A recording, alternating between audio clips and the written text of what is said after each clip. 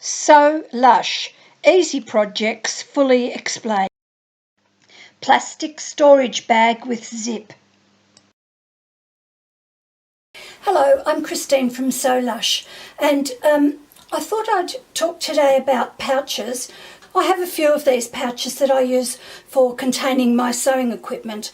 Very handy, but who hasn't wanted to have a pouch that you could store stuff in that was also see-through? Today I thought we would make a pouch like this. This pouch can be put on the shelf along with other pouches, and you can see immediately what's inside it without having to move it or open the zip.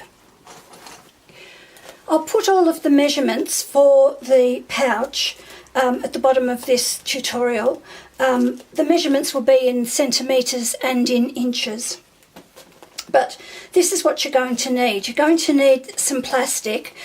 This sort of plastic is quite a robust plastic, and you can buy this wherever you buy your sewing material.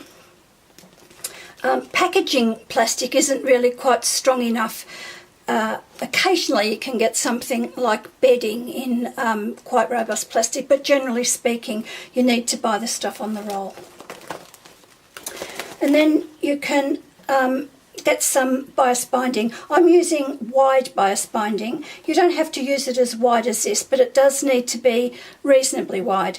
This bias binding is 6.25 centimetres wide, which is 2.5 inches wide. The reason that you want it to be wide like this, or fairly wide at least, is so that when you're sewing the zip on, you're actually sewing on cotton and not onto the plastic. And you need some ordinary cotton fabric like this. This is quilting cotton, and you're going to use this along the bottom of the bag and also for the bag handle. When you're sewing plastic, you'll need to have a Teflon foot. This is what it looks like. And it feels a bit like white plastic. These feet will glide across the plastic rather than sticking. If you use your metal foot, you'll find that it actually sticks on the plastic and your plastic won't go through the machine. I'm actually using this foot for all of the sewing we're doing today, so I'm not swapping over to a zip foot or a different kind of foot at any stage. You might also need some glue, and I'm using Gutermann HT2 glue, just if you're not confident enough to put the zip in using clips. You can actually glue the zip into place, but more about that in the tutorial. To mark your plastic, you'll need a fairly robust kind of a marker. I normally do my marking with a friction pen, but today on plastic I'm using a Sharpie, and you can see that it leaves a quite good mark on the plastic. What I find is if you're using one of the narrow pens, very fine point, when you draw on the plastic you just can't see it. So yeah, I use a Sharpie. When you've actually cut through this Sharpie, you won't notice it on your final item. Okay, let's get going. I don't use pins when I'm sewing with plastic. I use these plastic clips. You can get these clips from Amazon or sewing shops. They're an alternative to pins. They come in a variety of sizes, but they will stop any little holes appearing in your plastic. The first thing that you're going to do is you're going to fold it over the top of this fabric by about 1 centimetre.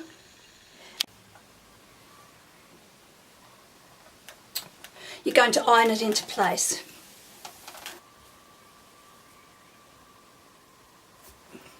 Do them both identically. This is what your finished ironing should look like.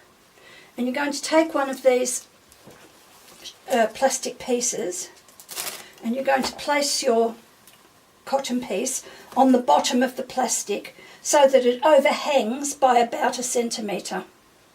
And then just clip that into place.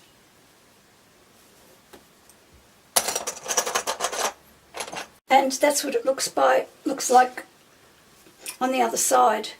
You've got about 1 centimetre showing. Do the same for the other one. And then you're going to take this over to your sewing machine and you're going to stitch along the top of that piece of cotton onto your plastic on both pieces. So this is what you've achieved with your cotton now stitched to your plastic. Next thing we're going to make is the tab, and you're going to fold the sides of the tab to the centre and then fold it over again so that you end up with a piece like that. The raw edges are actually pushed to the inside. You're going to stitch down this side and this side. This is what you've now got, a tab that's stitched down both sides. Next you're going to take your bias binding and attach it to the top of your plastic, and I'm going to do mine all in one sew, but if you're not confident to do this, you could put it on one side like that and stitch along the fold, and then turn it over the top of your plastic and stitch along from the other side. But I find with this wide bias binding it's actually just as easy to pin it into place, or in our case clip it into place, and then just stitch once and catch both sides of it. Because it's plastic, you can actually see whether or not you've got the two sides equal.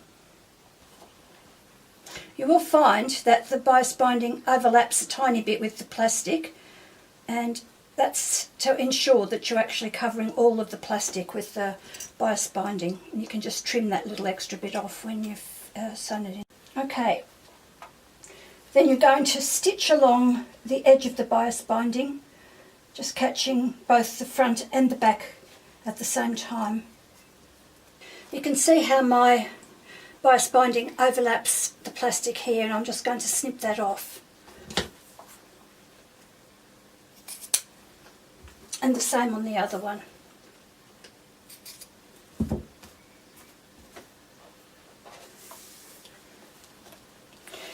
Now what you're going to do is insert your zip, and to do this, because I've asked you to have a zip that's a bit wider than the bag, you can just attach your zip like this to both sides of the bag, just using some clips and not worrying about the end of the zip or the top of the zip. Them up so that the sides of both pieces match.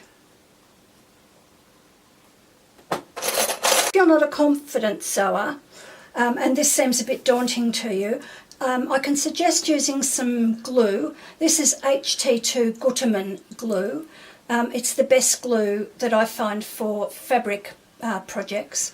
And just put a very little glue onto the actual zip, and then press down your bias binding and just leave it then for 5 minutes or so for the glue to dry, and then you don't need to have any clips on, and also your zip is in exactly the right place for sewing.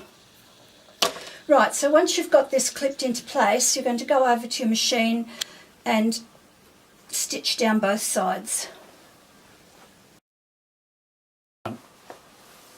So now you've got your zip inserted into your bias binding, you're going to move the slider of the zip along to about the middle, and then you're going to cut off both ends of the overhanging zip. Don't use your best scissors for this.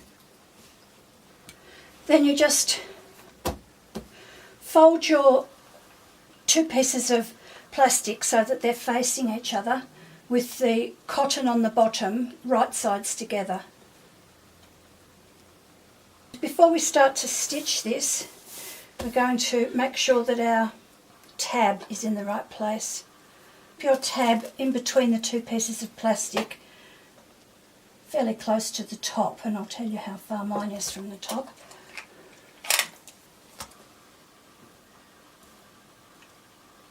The top of the tab is 4 centimetres from the zip.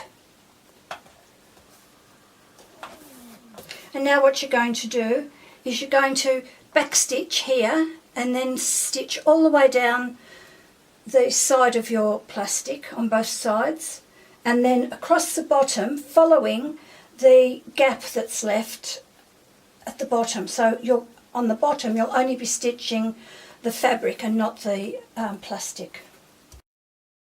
Now that you've stitched around your plastic like this, you just need to trim off any bits of cotton that you can see. And then if you want to store stuff that's fairly thin, like for example pattern instructions folded up, you could leave your plastic pouch like this so that it's flat, but the most useful thing is to put some flat corners in it so that it stands up on its own bottom like this one does. And it also will then hold more things without it distorting the top of the pouch. So in order to do that, you're going to put your hand inside and pull your zip across as far as it will go, so that you've got a big opening like that. And then push your hand into the bottom. Before you do that, cut across the corner, but don't cut the stitches.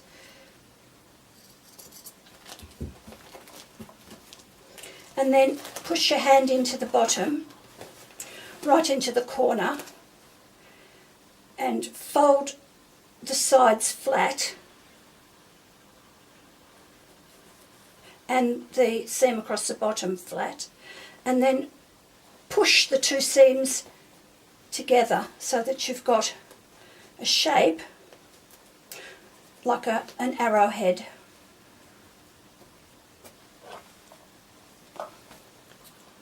And then just clip that and do the same thing for the other side.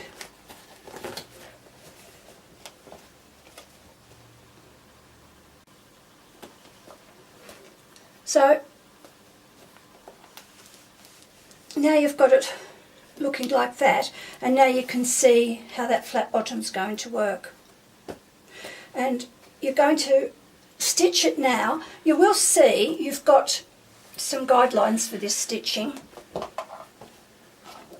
along here, and you want to set your stitching to follow that line, but about 1 centimetre before that line. So in fact your stitching line is going to be about here, straight across.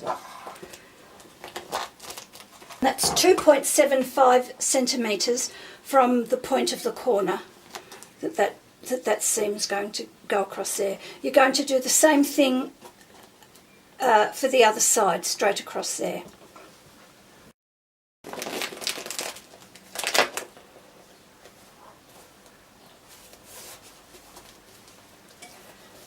So on the outside, your pouch looks like that in the corner. When you've manipulated it all into place, you'll find it a bit easier if you just snip off that corner away from the stitching there.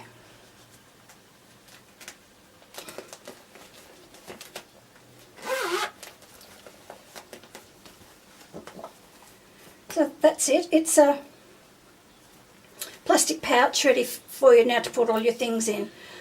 You'll be able to see them, and it's got a handy tab. Thank you for watching this video. Please like, share and comment. And you can find more sewing and machine embroidery videos on this channel.